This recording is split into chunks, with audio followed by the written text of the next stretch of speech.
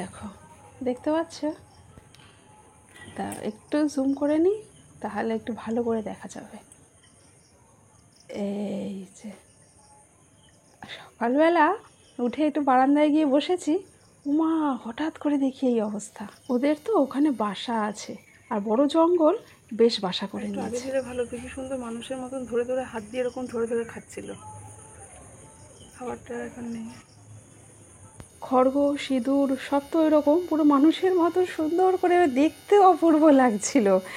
মানে মানে এমনি ইঁদুর আমাদের অনেক ক্ষতি করে, কিন্তু এত ব্যাপক সুন্দর লাগছিল কি বলবো আর।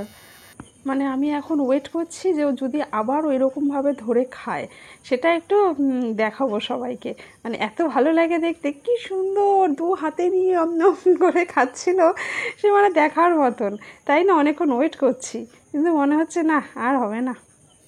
আমার ছেলে দাঁড়িয়ে আছে পাশে, মানে ও ফোনটা অনেক দূরে ছিল, আমি ওকেই বললাম যে তাড়াতাড়ি ফোনটা নিয়ে আয়, অর্কিতকে বললাম। তো ও ফোনটা আনতে আনতে ততক্ষণ ওর খাওয়া হয়ে গেছে। আর ওখানে তো খুব একটা বেশি ময়ূর হলে পড়ে না, তো যা চলে গেল। তুই চলে গেলি, যা হাত দিয়ে কি সুন্দর ধরে ধরে খাচ্ছিল রে, কি সুন্দর। সুপ্রভাত, কেমন আছেন সবাই? আশা করছি সবাই ভালো আছেন। ব্লগার জয়িতা চ্যানেলের একটি নতুন ব্লগে স্বাগত জানাই সবাইকে। আজকের হচ্ছে সানডে, রবিবার। তো সকালবেলা আজকে বেড কাভারগুলো না চেঞ্জ করে নিয়েছি। যদিও ওয়েদারটা খুব একটা ভালো না, এখন তো বর্ষাকাল, বেশিরভাগ দিনই ওয়েদার খারাপ হওয়ারই কথা। তো যাই হোক, তবু তো চেঞ্জ তো করতে হবে না, সেইভাবেই শুকিয়ে নিতে হবে, সেভাবেই দিন এগোতে হবে, কিছু তো করার নেই। কিন্তু ওই বেশি দিন হয়ে গেলে না বেড কাভার রেখে দেওয়াটা একদম ঠিক না। 7 দিনের বেশি এক একটা বেড কাভার পাতা উচিতই না। হয়তো নোংরা হয় না ঠিকই, কিন্তু এক ধরনের ব্যাকটেরিয়া না মানে জন্মে যায়। সেই জন্য 7 দিনের মধ্যেই বেড কাভার চেঞ্জ করে করে করে নেওয়া উচিত, কাচা ধোয়া করে নেওয়া উচিত। আর এই যে বাইরের ওয়েদারটা দেখুন, মানে টিপটিপ টিপটিপ করে বৃষ্টি পড়েই চলেছে সকাল থেকে। এই যে নিম্নচাপ এসছে একটা শুনলাম, তো এই সোম মঙ্গল বুধ 3 দিন নাকি থাকবে। ওই যে পুকুরে দেখা যাচ্ছে দেখুন, জলের মধ্যে বেশি বোঝা যায়, টিপটিপ টিপটিপ করে পড়েই চলেছে। কতক্ষণ আর আকাশ দেখবো? আকাশ বাতাস দেখলে কি আর চলবে বন্ধু? সংসারের কাজে আসতে হবে, সংসার হাতছানি দিয়ে ডাকছে, আয় আয় তাড়াতাড়ি আয়, আমি আর কতক্ষণ অপেক্ষা করবো? আর এই যে এই দেখো, ফল টল সব রেডি করে নিয়েছি, আর সবাইকে ফল দিয়ে দেবো। আর এদিকে তো রান্নারও জোগাড় চলছে, ইলিশ ভাপা হবে। আর আজকে ইলিশ মাছগুলো কিন্তু খুব বড় বড়, বেশ বড় ইলিশ, আর বেশ দামি।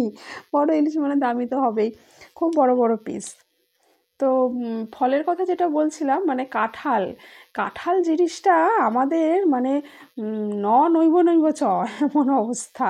কেন বলুন তো? মানে কাঁঠাল কেউ খেতে চায় না, না আমার হাজব্যান্ড খেতে চায়, না আমার ছেলে খেতে চায়, কেউই খেতে চায় না। তবে হ্যাঁ, একটু খাজা কাঁঠাল হলে ওরা তবু 2-4 কোয়া খায়।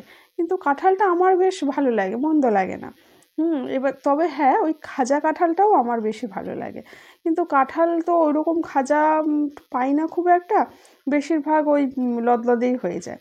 ওদিকে আবার কে যেন একটু ডাকলো, সেই জন্য একটু গিয়েছিলাম, কাজ করতে করতে হয়তো কেউ ডেকেছিল। আর এখন তো বাজারে তো সব ওই কার্বাইড দেওয়া, ফর্মিক কী সব বলে, ওসব দেওয়া বেশিরভাগই এখন কাঁঠাল। তো ওই জন্য না ও অর্কিতের বাবা আনতে চায় না, বলে দূর, ও কাঁঠাল খাওয়ার থেকে না খাওয়া ভালো। তাই আমি বলি ওরকম বললে হবে? এখন তো যা খাচ্ছি সবই ভেজালই বলতে গেলে। কাঁঠালটা মাঝখান দিয়ে কি দোষ করলো ভাই? তো ওটা তো, তবে হ্যাঁ এটা ঠিক, আমাদের ও যা ফল ঠল আনে তো একটু বাছবিচার করেই আনে। মানে কলাটা যতটা পারে গাছ পাকা কলা দেখে, অনেকে আছে খুব কমই রেয়ার গাছ পাকা কলা বিক্রি করে হয়তো, তো সেরকম একটু বলে কই তাকে তো বলে রাখলো যে আপনার বাড়ির কাছে, এরকম যতটা পারে সম্ভব। তাই বলে কি আর খাওয়া হয় না?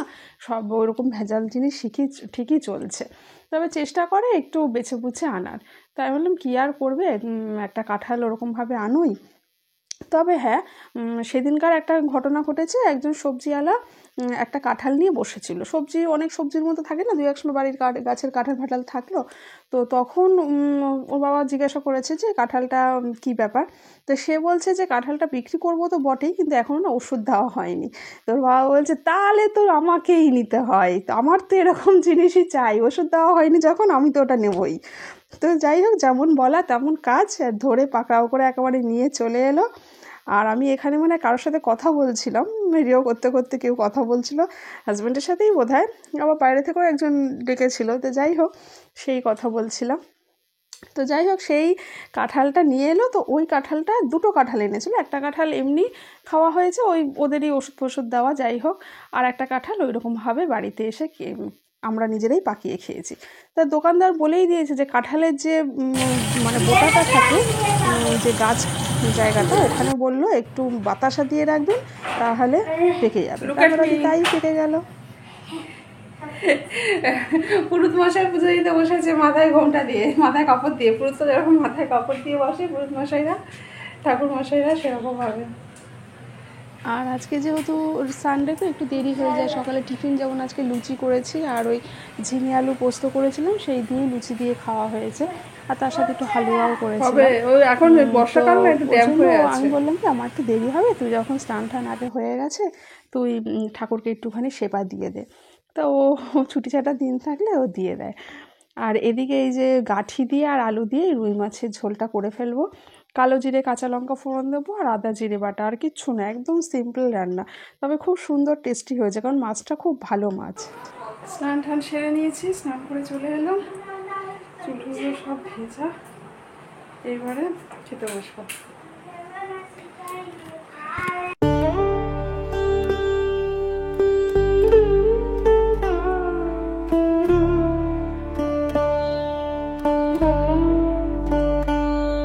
যথারীতি তো স্নান হয়ে গেছে, এবার এই যে দুপুরে রান্না, তো এই তো দেশি রুই মাছের ঝোল, আর এখানে হচ্ছে কচুর শাক ইলিশ মাছের মাথা দিয়ে, আর এটা হচ্ছে নন ভেজ, মানে ইলিশ মাছের মাথা ছাড়া। ছেলে ইলিশ মাছের মাথা দিয়ে খায় না, ও নিরামিষ খায়। আর এই যে ইলিশ ভাপা তো আগেই দেখিয়েছি, আর এটা রুই মাছের ঝোল গাঁঠি আলু ধনেপাতা দিয়ে, আর ওদিকে হচ্ছে ঝিঙে আলু পোস্ত ছিল, এই আজকের মেনু। আর এই খাওয়া দাওয়ার সাথেই দুপুরের বেলা, আর তখন প্রায় 3টে বেজে গেছে, আজকের ভিডিও শেষ করব। সবাই ভালো থাকবেন। রিভিউ দাও। খুব সুন্দর মাছ, পুরো একদম পদ্মার ইলিশের মতো লাগছে।